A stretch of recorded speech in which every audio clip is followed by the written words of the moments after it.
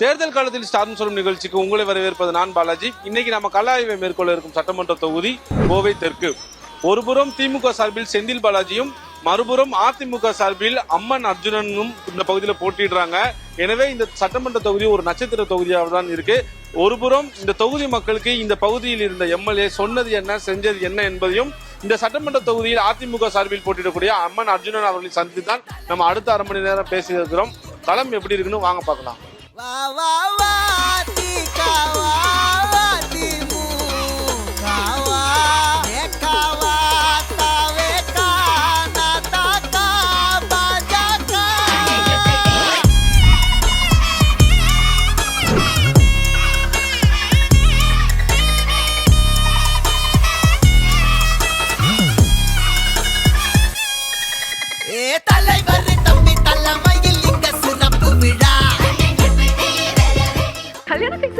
Tamil மேட்ரிமோனிக்கு thanks சொல்லணும். 26 வருஷத்துக்கு முன்னாடி இதே தமிழ் மேட்ரிமோனி மூலமா தான் இவ அம்மாக்கும் கல்யாணம் பண்ணேன். கல்யாணம்னாலே தமிழ் மேட்ரிமோனி தான். வணக்கம். வணக்கம். களம் எப்படி இருக்கு? களம் ரொம்ப நல்லா இருக்கு, மனசுக்கு நிறைஞ்சி இருக்கு. மக்கள்கிட்ட போற சந்தோஷம் எனக்கு. வெற்றி வாய்ப்பு பிரகாசமா இருக்கு, அதுல எந்தவித சந்தேகமும் இல்லை. ஓகே, இந்த தேர்தலில் தொகுதி விட்டு தொகுதி மாறி இருக்கிறதா தான் பரவாயில்ல எல்லாரும் சொல்றாங்க. என்ன காரணம்னு நினைக்கிறீங்க? யாரு தொகுதி விட்டு? நானா என்னோட தொகுதிக்கு வந்திருக்கேன். நாங்க கூட்டணிக்கு தர்மத்தை கடைப்பிடிக்கிற இயக்கங்க. போன வாட்டி எங்களுடைய பொதுச்செயலாளர் தம்பி நீ அங்க போ, கூட்டணிக்கு கொடுக்கணும் அப்படின்னாரு. கண்டிப்பா எங்க தலைமை செயலாளர் பொதுச்செயலாளர் சொல்லும்போது அதை விட எனக்கு என்ன வேத வாக்கு, அங்க போனேன். இப்ப நானா கேட்டேன், என்னுடைய சொந்த தொகுதி நான் இங்க பணியாற்றணும்னா இந்த வாட்டி எனக்கு கொடுத்துட்டாங்க. இதுல என்ன, நான் தொகுதி மாறி வந்தவங்கள கேட்கவே மாட்டீங்க, ஆனா தொகுதிக்காரன கேட்கறீங்க. உண்மையில பாராட்டு. கோவை தெற்கு தொகுதியில இங்க உள்ள மக்கள்கிட்ட என்ன சொல்லி ஓட்டு கேட்டுட்டு இருக்கீங்க? நாங்க இந்த 10 ஆண்டுகள் போனது, 10 ஆண்டுகள் செய்த சாதனைகளை, இந்த கோவை மண்ணுக்கு மட்டுமல்ல தமிழகத்துக்கே செய்த சாதனைகளை சொல்லித்தான் நாங்க ஓட்டு கேட்கிறோம். ஓகே, கடந்த 5 வருஷத்துல இந்த தொகுதி மக்களுக்கு சொன்ன வாக்குறுதி எல்லாம் எம்எல்ஏ செஞ்சிருக்காங்களா? இப்ப போன பீரியட் எதிர்கட்சி நாங்க ஏதாச்சும் ஒரு டிச் அடைக்கலன்னு எங்க எம்எல்ஏ கூப்பிட்டா அந்த கேவன்ஜிச்சு என்ன சொல்றாருமா, ஐயா நீங்க அங்கேருந்து இடம் கண்டுபிடிச்சிட்டேன், நீங்க நிக்கிற இடத்தையும் நான் பார்த்துட்டேன், கொஞ்சம் தள்ளி அந்த பக்கம் போயிருங்க, நான் அந்த இடத்த கிளீன் பண்றேன்.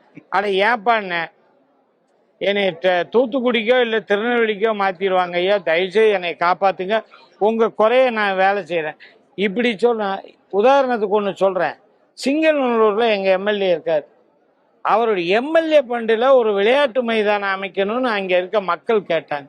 அதை இன்னைக்கு வரைக்கும் முன்னாள் எம்எல்ஏ கட்டவே விடலை. இதையெல்லாம் என்ன சொல்றது? அப்ப நாங்க என்ன ஆட்சிக்கு வந்தா சொன்னதை செய்வோம், அதுல எந்த மாற்றம் இல்லை. ஓகே, ஆனா இந்த சட்டமன்ற தொகுதியில மக்கள் சந்திக்கக்கூடிய பிரதான பிரச்சனை அப்படின்னா ஒரு 5 விஷயத்த சொல்ல முடியுமா? பிரச்சனை குப்பையத்தான் சொல்றேன். சாமி நாங்க குப்பைக்கு கூட வரிய கட்டுறோம், தொலைஞ்சி என்னமோ போனா போகுதுன்னு, ஆனா அது குப்பையை மட்டும் எடுக்க சொல்லுது தம்பின்னா. நான் இந்த கவுன்சிலரே எங்களுக்கு தெரிய மாட்டுது. நீங்க இருக்கும் போதெல்லாம் எப்படி இந்த ரோடு, இந்த டிச்சு இதெல்லாம் நீங்க இன்னொரு தடவை கண்டிப்பா செய்யணும், அதுக்கு உங்களுக்கு தான் வாக்களிப்போம். அதனால இந்த ரோடு பிரச்சனை, டிச்சு பிரச்சனை, இப்ப தண்ணி பிரச்சனை தளவுக்க ஆரம்பிச்சிருச்சு. ஏன் நாங்க கொண்டு வந்த 3ஆம் கூட்டு குடிநீர் திட்டத்தை நீங்க கரெக்ட் பண்ணி அதை கொண்டு செயல்படுத்தி இருந்தா இன்னைக்கு இந்த தண்ணீர் பஞ்சம் வந்திருக்காது. இப்ப என்ன 24/7 நாங்க கொண்டு வந்தோம்ல, அந்த 3ஆம் கூட்டு குடிநீர் திட்டத்தை இணைச்சி அந்த இதை இம்ப்ளிமெண்ட் பண்ணியிருந்தீங்கன்னா இன்னைக்கு இந்த தட்டுப்பாடு வராது. இப்பயே 1 வாரம், இன்னும் மே மாசம் வரல, சித்திரை பிறந்தாச்சுன்னா தண்ணி தாண்டவம் ஆடிடும். ஆனா அவங்களுக்கு தண்ணி தாண்டவம் ஆடாது. அது எந்த தண்ணின்னு உங்களுக்கு தெரியும். டாஸ்மார்க் தண்ணி இன்னைக்கு தெருவா விற்கிது. அதுல கொள்ளையடிச்சுதானே இங்க வந்து மக்கள்கிட்ட ஏதாச்சும் விரயம் பண்ணி ஜெயிக்கலான்னு வர்றாங்க. கோயம்புத்தூர் என்பது அதிமுக கோட்டையா ஒரு காலத்துல இருந்தது. இந்த தேர்தல இருந்து அது திமுக கோட்டையா மாத்துவேன்னு செந்தில் பாலாஜி சொல்றாரு. அவர் அப்படி சொன்னா தானே நம்புவாங்க. என்ன கோட்டையை நம்ப? நீங்க இந்த 97 கவுன்சிலர் சீட்டை வச்சு சொன்னீங்க, அது நீங்க ஜெயிச்சீங்களா? உங்க மனசாட்சி கொஞ்சமா சொல்லுங்க, ஜெயிச்சேன்னு டிக்ளேர் பண்ணீங்க. அப்படியே போர்டில் 97 கவுன்சிலர் ஜெயிச்சாச்சுன்னு அராஜகம் பண்ணி அத்தனை பொட்டி எல்லாமே ஜெயிச்சிங்க. அதை வச்சு கோட்டைன்றீங்களா? இந்த எம்பிலே நாங்க 2 பேர் சேர்ந்தா நீங்க கோட்டை உங்களுக்கு ஓட்டையாயிருக்கு. மக்கள் எப்படி ரிசீவ் பண்றாங்க? மக்கள் எடப்பாடி அண்ணனுடைய ஆட்சி, அம்மா தலைமையினுடைய ஆட்சி எடப்பாடி அண்ணன் தலைமையில் நடக்கணும்னு சொல்லி எப்படா 2026 ஏப்ரல் 23 வரும், நம்ம இந்த பொட்டியை நிரப்பலாம், ரெட்டலைக்கு கூட்டணி கட்சியை சேர்ந்த அத்தனை சின்னங்கள் தேசிய ஜனநாயக கூட்டணி வேட்பாளர்களை ஜெயிக்கணும்னு மக்கள் ஆவலோடு எதிர்பார்க்குறாங்க. மக்கள் ஆவலோடு எதிர்பார்க்கறதுக்கு காரணம் என்னன்னா, இவங்க இந்த 5 ஆண்டு காலம் எந்த ஒரு நலத்திட்டமும் செய்யலை. கடந்த கால தேர்தல் எல்லாம் ஒப்பிட்டு பார்க்கும் பொழுது இந்த தேர்தல் உங்களுக்கு என்ன மாதிரியான ஒரு? எனக்கு ஒண்ணுமே தெரியல. 2016 என்ன கன்னி பேச்சில் என்ன சட்டமன்ற உறுப்பினராக வந்தோ அதே நிலைமை தான் எனக்கு இப்போ 2021 என்ன நிலைமையோ அதே 2026 அதே நிலைமை. எனக்கு எதுவுமே தெரியும். நீங்க தான் விவிஐபின்னு அவரை புகழ்ந்துட்டு இருக்கீங்க. என்னை பொறுத்தளவு ஒரே மாடல்.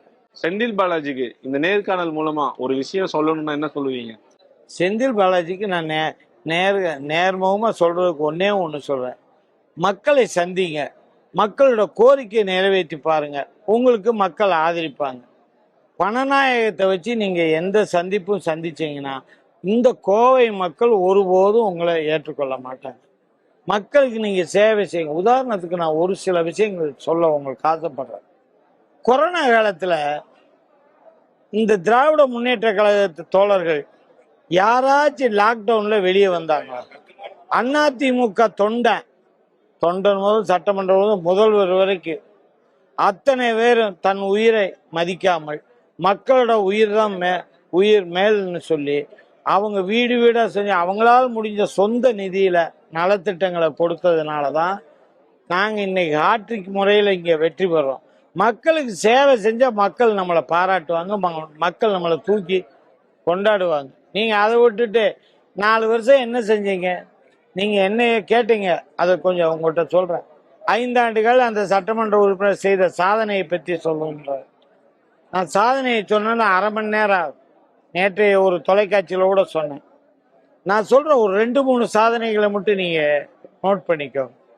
அவனாசி ரோடு மேம்பாலம் ஒரு நல்லது கெட்டதுக்கு அன்னைக்கெல்லாம் நம்ம ஒரு இடத்துக்கு விமான நிலையத்துக்கு போனோம் 1 மணி நேரம் டிராபிக்ல இருக்கணும்.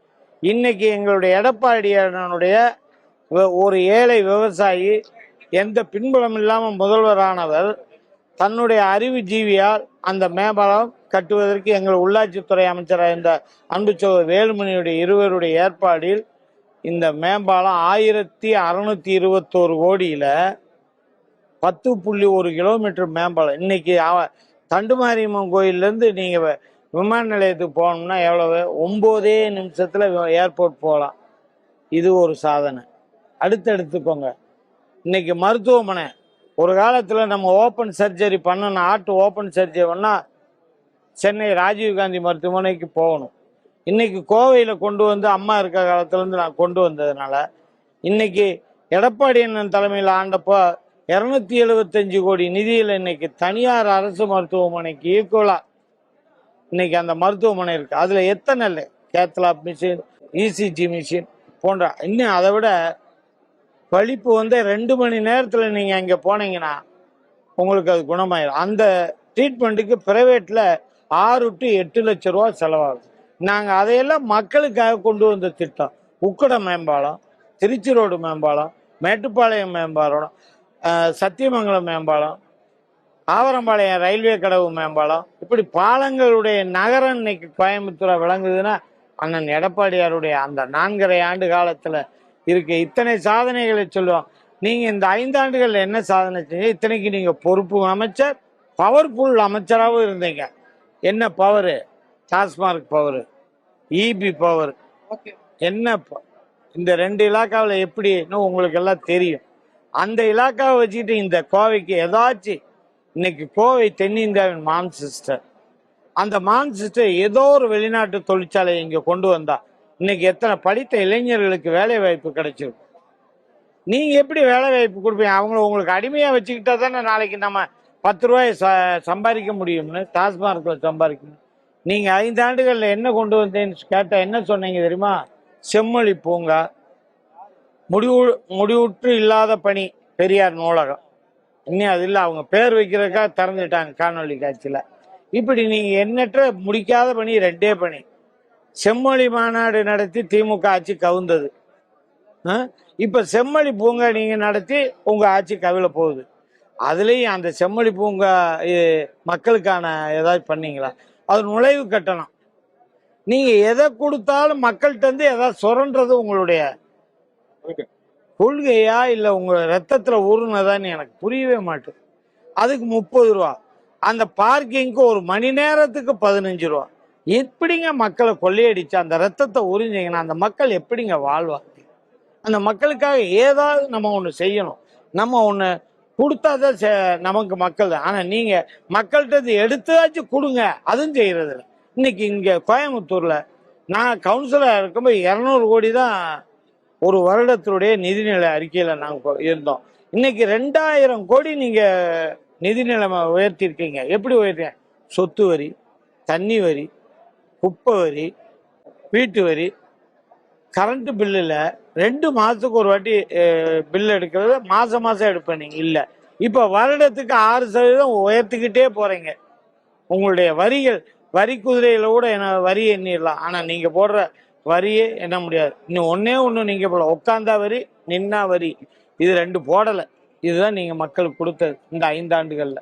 கோவை மாவட்ட மக்கள் மேல முதல்வர் ஸ்டாலின் ரொம்ப அன்பா அக்கறையா இருக்கிறதுனால தான் அடிக்கடி வந்துட்டு போயிட்டு இருக்கிறாரு. இந்த தொகுதி மக்களுக்கு ஏகப்பட்ட விஷயங்களை செஞ்சதாகவும் செந்தில் பாலாஜி சொல்றாரு. ஏன் தம்பி, கோவைக்கு அவர் எதுக்கு வர்றாருன்னு எனக்கு தெரியாது. அவர் அடிக்கடி துபாய் போறாரு, ஜப்பான் போறாரு. இந்த ஏதோ ஒரு படத்துல சொன்ன துபாயில் பொண்ணு கேட்டாங்க, ஜப்பானில் பொண்ணு கேட்டாங்கன்னு அவர் வெளிநாடு போறாரு. அது மாதிரி கோயம்புத்தூர் ஒரு இண்டஸ்ட்ரீஸ் நகரம், இங்கே எங்கேயோ முதலீடு பண்ண வந்திருப்பாரு. அதுக்கு ஏதோ ஒரு ப்ரோக்ராமை போட்டு வந்திருக்கலாம். செந்தில் பாலாஜி இங்கே எதுக்கு விரும்பி போட்டிடுறான்னு உங்களுக்கெல்லாம் தெரியுமா? இது வரைக்கும் சொல்லாத உங்கள் புதிய தலைமுறைக்கு ஒன்று சொல்கிறேன். மகாராஷ்டிராவுக்கு அடுத்த நகைத்தொழிலில் சிறந்த நகரம் கோவை. அதுலேயும் எங்களுடைய தெற்கு தொகுதி நகரம். 9-1 கால்மார்க்கு அந்த சிஸ்டம், அதை அந்த அச்சு இருக்கிறது ஒரு பிரைவேட்டாக இருக்குது கவர்மெண்ட்டில். அதை இவர் தனியாக எடுத்துட்டா அத்தனை நகை தயாரிப்பாளர் இவர் கஸ்டடிக்கு வந்துடுவார். அதுக்கு ஒரு உதாரணம், இப்போ ஒரு இலாக்கா மந்திரியாக இருந்து அந்த எப்படி அதை செயல்படுத்தினான்னு நான் சொல்லட்டா. டாஸ்மார்க்கில் இவர் அமைச்சரான உடனே தண்ணி பாட்டிலு, அந்த தண்ணி பாட்டிலுக்கு ஒரு முட்டை, சிக்கன், அத்தனை இவர் சொல்கிறவிட்ட தான் வசூல் பண்ணணும், வாங்கணும். அப்போ நாளைக்கு நாம் இந்த மண்ணில் ஜெயிச்சு மந்திரி ஆயிட்டோம்னா ஆக போகிறதுல திராவிட முன்னேற்ற கழகத்துக்கு ஒரு வரலாறு இருக்குது. ஒரு முறை ஆட்சி செஞ்சால் 3 முறை தோல்வி தான் அது இருக்குது. தப்பி தவறி வந்துட்டா நாம் நல்ல இலாக்கா வந்தால் இந்த நகை தொழிலுடைய முதலாளிகளுடைய 916 என்கிற அந்த கால்மார்க் இதை நம்ம எடுத்துட்டு அத்தனை நகை தொழில் உரிமையாளரும் நம்ம காலடியில் நிற்கணும்.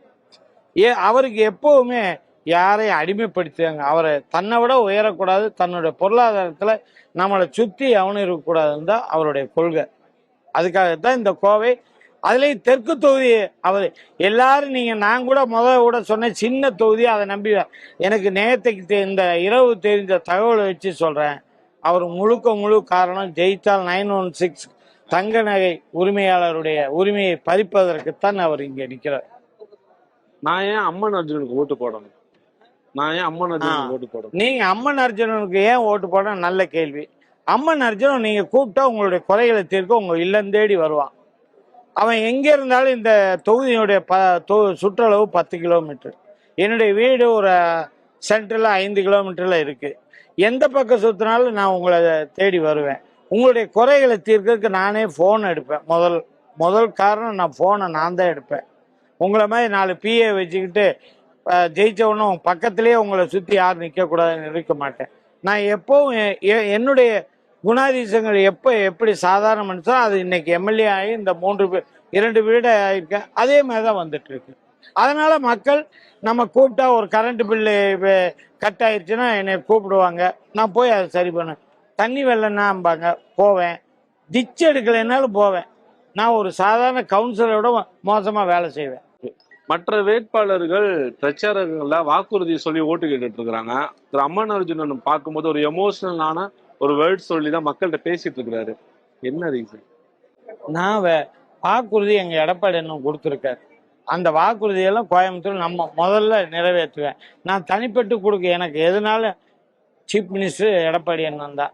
அப்போ எங்களுடைய அமைச்சராக வர்றவர் வேலுமணி தான். இவங்க 2 பேர் இருக்கும்போது நான் வாக்குறுதி மக்கள்கிட்ட கொடுத்து உங்களுமே 525 வாக்குறுதிகள் கொடுத்து ஏமாத்துறதுக்கு நான் ரெடி இல்லை. அவங்க என்ன வேணுமோ அதை செய்யறதுக்கு நான் தயாராக இருக்கேன். அதுக்கு எதுக்கு வாக்குறுதி?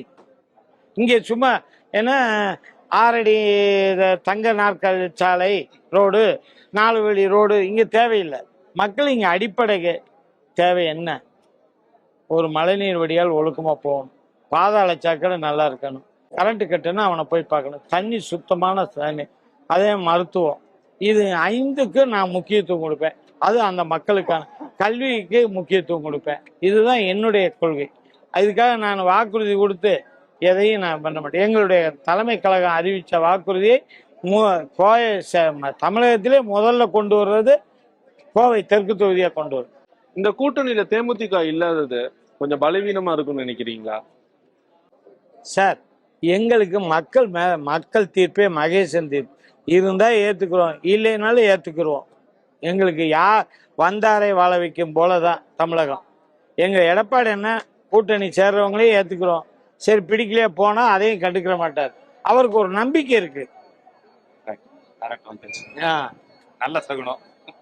இப்போ ஒரு உதாரணத்துக்கு இந்த தேர்தல் அலுவலகம் திறக்கும் போது கரண்ட் இருந்தது.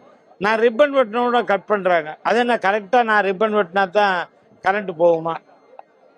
சீப்பை ஒழிச்சு வச்சா கல்யாணம் நின்றுமா தம்பி? மக்கள் முடிவு எடுத்துட்டாங்க. 2026 மே மாதம் 7ஆம் தேதி எடப்பாடி கே பழனிசாமி என்கிற நான் என்ற ஒலிக்கும் சென்ட் ஜார்ஜ் கோட்டையில் நீங்கள் என்ன வேணாலும் இப்போ பண்ணுங்க, இன்னும் ஒரு 20 நாளைக்கு என்ன வேணாலும் பண்ணுங்க. ஆனால் இப்போ பண்ணுறதில்ல. ஏன்னா நேற்றைக்கு சீஃப் செக்ரட்டரி எல்லாம் மாற்றியாச்சு, போலீஸ் அதிகாரிகளை மாற்றியாச்சு. இப்போ இன்னும் இப்படியே பண்ணாங்கன்னா ஒவ்வொரு அதிகாரியாக அவங்க தேர்தல் கமிஷனுக்கு தெரியுது. அதனால மக்களுக்கு சேவை செய்வதற்கு நாங்கள் என்னைக்கும் தயாராக இருக்கோம். புதுசா தமிழக வெற்றி கழகம் இந்த தேர்தலில் களத்துல இறங்கி இருக்கிறாங்க. கோவை மாவட்டத்துல இளைஞர்களுடைய வாக்கெல்லாம் பிரதானமா பெரியும் சொல்றாங்க. அதிமுகவுக்கு எதுவும் பாதிப்பு இருக்குமா? அதிமுக சுத்தமா பாதிக்காதுங்க. அது இளைஞர்கள் இப்ப மெயினான ஆளுகளை எங்களோட வர்றாங்க. ஏன்னா அவங்களுக்கு தெரியும், இளைஞர்களை ஊக்குவிச்சு அவங்களை படிப்பறிவுக்கு ஊக்கப்படுத்தியது அண்ணா திராவிட முன்னேற்றங்கள். லேப்டாப் என்ற ஒரு கொள்கை உலகத்துல யாருமே செய்யாத கொண்டு வந்தது புரட்சி தலைவி அம்மா தான். அப்படிப்பட்ட இளைஞர்களுக்கு தெரியும். ஆல் பாஸ் பண்ண கொரோனா டயத்தில் பண்ணது எடப்பாடி என்னன்னு தான் தெரியும். பையங்க 2 கிலோமீட்டர் 3 கிலோமீட்டர் நடக்கிறான்னு விலையில்லா சைக்கிள் கொடுத்தது தெரியும். ஃபர்ஸ்ட் ஸ்டாண்டர்ட் 12th ஸ்டாண்டர்ட் வரைக்கும் படிக்கிற குழந்தைகளுக்கு வருடம் ஜூன் மாதம் 1ஆம் தேதி பிறந்தா எத்தனை தாய்மார் முதல்ல தன் குழந்தைகளுக்கு புக்கு வாங்கணும், பை வாங்கணும்னு தன்னுடைய காது கம்மல் எல்லாம் அடமானம் வச்சு குழந்தைகளுக்கு ஸ்கூலுக்கு அனுப்பான். இதை அறிந்து அம்மா புரட்சி தலைவி அம்மா 16 உபகரணங்களோட பொருளை கொடுத்து ஜூன் 1ஆம் தேதி எல்லா பணக்கார குழந்தைகளோட என்னுடைய ஏழை குழந்தை ஈக்குவலாக இருக்கணும்னு செஞ்சது நாங்கள். அப்படிப்பட்ட மாணவ செல்வங்கள் இன்னைக்கு இளைஞர்கள்லாம் அதுலேருந்து வளர்ந்த இளைஞர்கள்லாம் அதிமுக தான் விரும்புகிறார். அவர் ஒரு நடிகர் நிற்கிறார், அவ்வளோதான். ஆனால் எல்லாரும் எம்ஜிஆர் ஆக முடியாது. எம்ஜிஆர் ஒருவர் தான். அது எங்கள் இயக்கத்தை கண்ட கொடுத்து சொந்தக்காரங்க மக்கள் தலைவர் எம்ஜிஆர் தான். ஒரே எம்ஜிஆர் தானா, ஒரே காமராஜர் தானா, மீண்டும் அவங்க மாதிரி யாரும் வரமாட்டாங்கன்னா மக்கள் இயக்கத்துல இருக்கிறதா விஜய் சொல்றாரு. அதனாலதான் நான் வந்திருக்கிறேன். மக்கள் நீங்க வாங்க, உங்க வீட்டை விட்டு அடிக்கடி வெளியே வந்து மக்களை சந்திங்க, மக்கள் குறைகளை கேளுங்க. நாங்க வரவேற்கிறோம். நாங்க விஜய் வரக்கூடாதுன்னு எல்லாம் சொல்லலை. நாங்கெல்லாம் வரக்கூடாதுன்னு சொல்லி கரூர்ல இன்னெல்லாம் ஆளுங்கட்சியா இருந்தா கூட பண்ண மாட்டாங்க. நாங்க இருக்கும்போது, எங்க எடப்பாடி என்ன இருக்கும்போது எத்தனை போராட்டங்கள் ஸ்டாலின் அவர்கள் பண்ணாங்க. இன்னைக்கு நாங்க ஒரு பொதுக்கூட்டத்தை நடத்தினால் கோர்ட்டுக்கு போய் ஆர்டர் வாங்க வேண்டியது இருக்கு. அதனால நாங்க அதை பத்தி கவலையப்படுவோம். அம்மன் அர்ஜுனன் இறுதியான ஒரே கேள்வி. அம்மன் அர்ஜுன் நல்ல கிரவுண்ட் லெவல் பாலிடிக்ஸ் சூப்பரா பண்ணுவாரு, மக்களோட மக்களா இருப்பாரு. பட் இந்த தேர்தலை பொறுத்தவரை யார் வருவான்னு ப்ரெடிக்ட் பண்ணவே முடியலன்னு பரவாயில்ல சொல்றாங்க. உங்க காதுக்கு வருதா? எனக்கு என்னமோ அப்படி தெரியல. போற இடமெல்லாம் தம்பி நீ ஏற்கனவே இருந்து 5 வருஷம் அங்க போய் இப்ப வந்துட்ட, நீ எதுக்கப்ப இந்த சந்து பொந்தெல்லாம் வர்ற, இவ்வளவு கால் கெடுக்க வர்றேன்னா இல்லைம்மா நான் உங்களை விசாரிக்கத்தான் வரேன், நீங்கள் எனக்கு வாக்களிப்பீங்கன்னு எனக்கு தெரியும். நான் இருந்தாலும் உங்கள்கிட்ட வந்து அப்படியே குசால விசாரிக்கிறது தான் வர்றேன். மக்கள் என்னை இல்லை எங்கள் இயக்கத்தை ஏற்றுக்கிறாங்க, அந்த இயக்கத்தின் மூலம் என்னை ஏற்றுக்கிறாங்க. இரட்டை இலையை தான் எங்கள் தாரக மந்திரம். இரட்டை இலையில நின்னவங்க எந்த தப்பு தண்டாக்கு பண்ண மாட்டோம். அவன் பயந்த சுபாவம் உள்ளவன், அதுக்காக பயந்து அடிக்க வந்து அடி வாங்க மாட்டோம். திருப்பி ஸ்ட்ராங் அடிப்பான், தலைவர் அடித்த மாதிரி. அதெல்லாம் மக்கள்கிட்ட அடிக்கும். ஏன் இதை சொல்கிறேன்னு உங்களுக்கு புரிஞ்சிருக்கும். பிரியாணி கடையில் போய் பிரியாணி சாப்பிட்டு பில்லு கேட்டால் அடிக்கிறது, டீ கடையில் போய் டீயை குடிச்சிட்டு காசு கேட்டால் அடிக்கிறது, அந்த அடிக்க சொல்கிறேன். அப்படியெல்லாம் நாங்கள் அடிக்க மாட்டோம். எங்களை தற்காப்புக்குள்ள தெரியும். ரொம்ப நன்றி. ரைட்.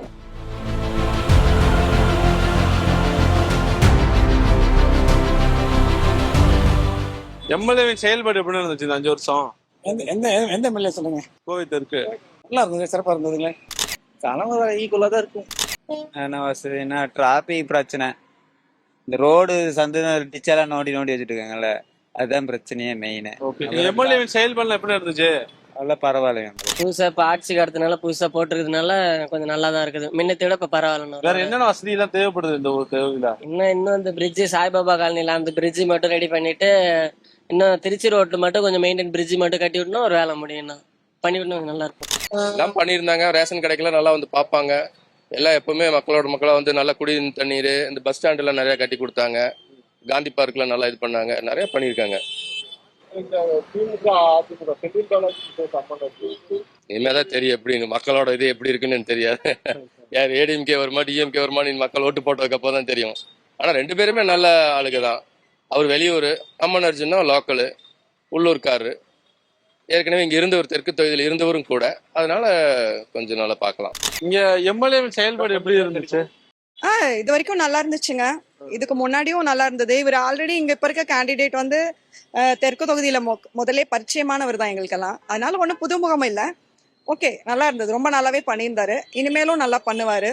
ஆல்ரெடி எங்களுக்கு எங்க மினிஸ்டர் இருக்காரு இல்லைங்களா, வேலுமணி, அவர் ரொம்ப நல்லா பண்ணிட்டு இருந்தாரு. கோயம்புத்தூர்ல எல்லாமே நல்லா பண்ணுவாரு. இனிமேலும் நல்லா பண்ணுவாங்க. கண்டிப்பா செந்தில் பாலாஜி தான் வருவாரு. என்ன காரணம்? என்ன காரணம்னா அவங்க அந்த அளவுக்கு பலமா இருக்கிறாங்க. அவங்க நல்லா தொகுதிக்கு பண்ணுவாங்கங்கிற வாய்ஸும் அவருக்கு தான் இருக்குது. தொகுதிக்கு நல்லா பண்ணுவாங்க நம்பிக்கையும் இருக்குது. மேக்சிமம் அவர் தான் ஜெயிப்பார். என்ன ரீசன்? ரீசன்னா அவருக்கு வந்து பேர் இருக்கு, செந்தில் பாலாஜிங்கிற பேர் இருக்கு. வெறும் பேர் மட்டும் இருந்தா போதுமா? அம்மன் அர்ஜுன் வந்து போன எலெக்ஷனுக்கு வந்தது தான். அதுக்கப்புறம் அந்த ஏரியாக்கே வந்தது கிடையாது. இப்பதான் வந்திருக்கிறாரு. அதனால இவருக்கு வாய்ஸ் இருக்கு. கொஞ்சம் எல்லாமே ஸ்லோ தான் சார். ஒன்றும் பெருசா ஒன்றும் சொல்லிட முடியாது. இருக்குது இல்லைங்களா, ஆனா எல்லாமே ரொம்ப ஸ்லோ தான். செந்தில் பாலாஜி விசஸ் அம்மன் அர்ஜுனா எப்படி பாக்குறீங்க? அது இனிமே தெரியும். விஜய் புதுசா வந்திருக்கிறாரு, எப்படி இருக்கும்?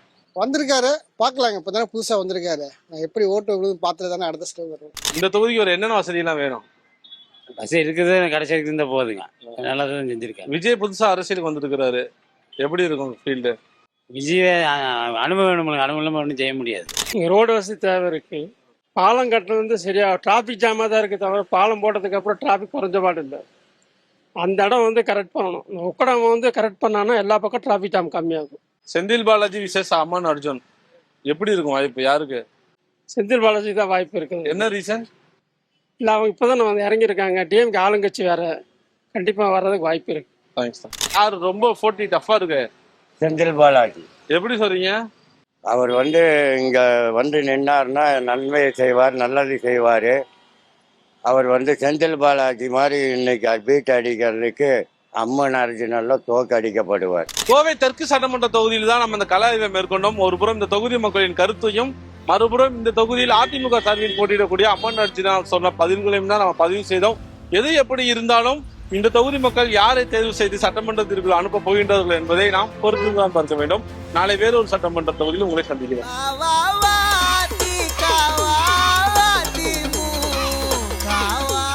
கல்யாணம் ஃபிக்ஸ் ஆயிடுச்சா? தமிழ் மேட்ரிமோனிக்கு தேங்க்ஸ் சொல்லணும். 26 வருஷத்துக்கு முன்னாடி இதே தமிழ் மேட்ரிமோனி மூலமா தான் இவ அம்மாக்கும் கல்யாணம் பண்ணேன். கல்யாணம்னாலே தமிழ் மேட்ரிமோனி தான்.